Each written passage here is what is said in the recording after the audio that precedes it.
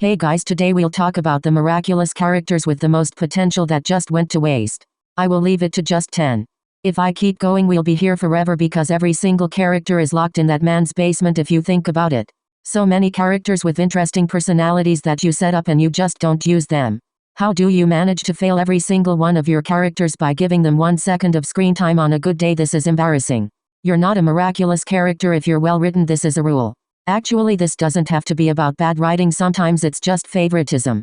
In Tommy's case, we all know who the favorite is. Free her from that fad. Anyways, if you're curious about the title.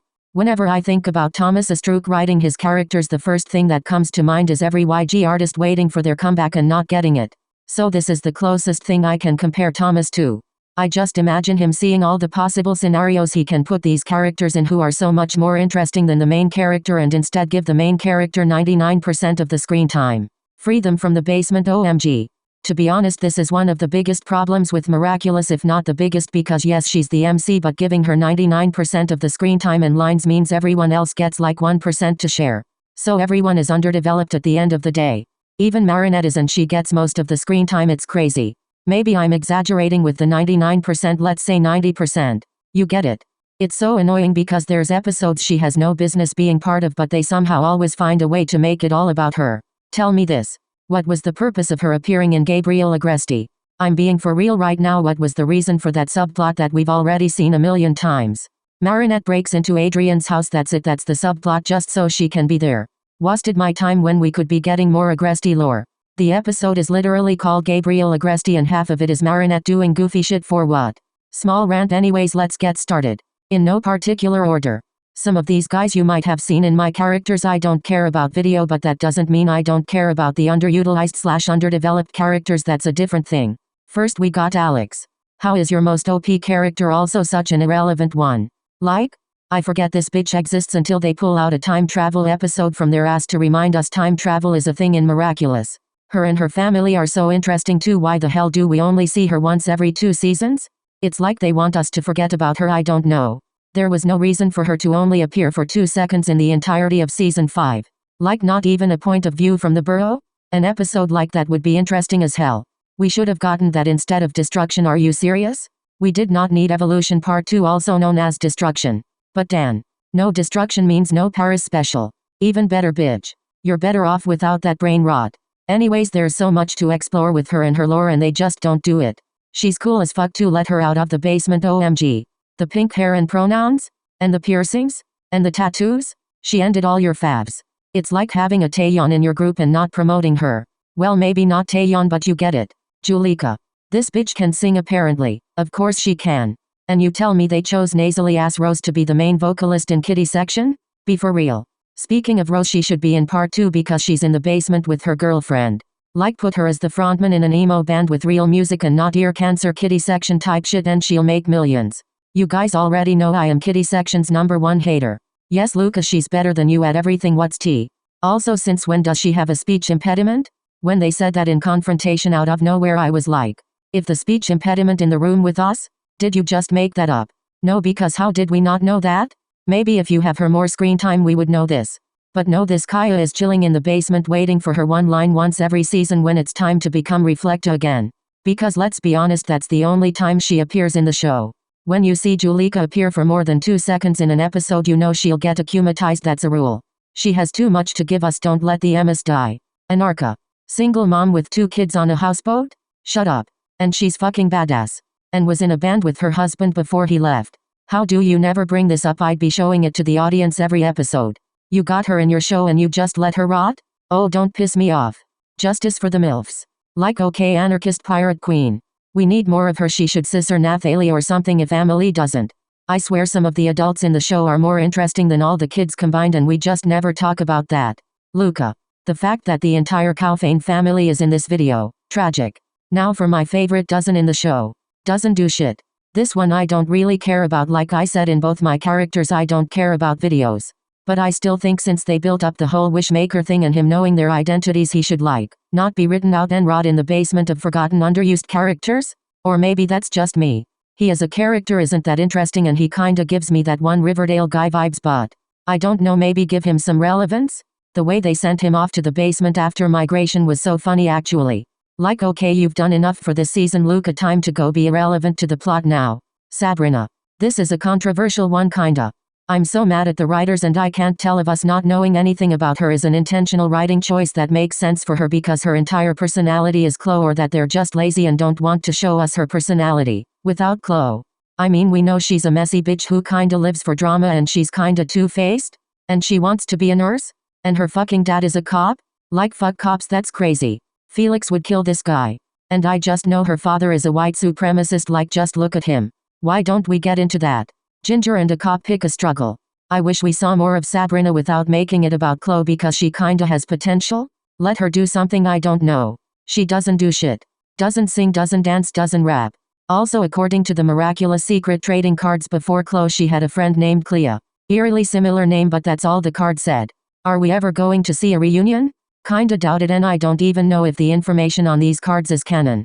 They could really explore her downfall after all these abusive friendships, and I'm so mad that they haven't yet. Don't let this bitch rot. Lila. Lila's episodes are like the equivalent of Blackpink comebacks. What I mean by that? Once every 2 years and the same formula. They keep her in that damn basement every single season until they remember she exists, and they're like, okay, let's make an episode to remind everyone she exists and convince them she has potential to be the next Hawk Moth by making everyone believe her outlandish ass lies for no reason. Baby, that's not how it works. You actually gotta make her do something, not just lock her down there and let her out only when you want the fandom to lose brain cells, just like the character she brainwashes. It's all the same formula every time too. Adoration is literally Ladybug too. Same plot, except this time Zoe and Vanisher are there instead of Sentibug. We did not need this. Every Lila episode feels the same, it's so repetitive, and it does not convince me she's a good villain. It's sad because she does have potential to be a good ass villain, like messy bitch who lives for drama type beat. Or she would have potential if they made her lies believable. No sympathetic villain shit again, we don't need any more of that. No, because where the hell was she in season 2? Season 4? In Astruc's basement, exactly. She's literally every YG artist ever if they were a character. If we go with K-pop company analogies, Marinette is every JYP artist because she's always doing shit and never resting. Now Lila is resting way too much. Only thing that sets her apart from others in this video is that she probably will be let out the basement next season because she's the main villain, so they can't do otherwise. If they hadn't sent Chloe to New York, let me tell you, Miss Wig would still be rotting in the basement. Adrian. This video wouldn't be complete without him, and we all know it. This guy is always in that basement. Ironic because in the show he's never seen his daddy basement. Actually an ephemeral he did. What is an ephemeral? Is that a drink? If you don't get it, on this channel we don't talk about ephemeral. I mean, we kinda have, and I feel like making that video was a waste of my time and energy. I hate wasting my time and energy just thinking about that episode. Fuck you, bitch. He is so underutilized as the second MC, it's sad. But let's go girl power, I guess.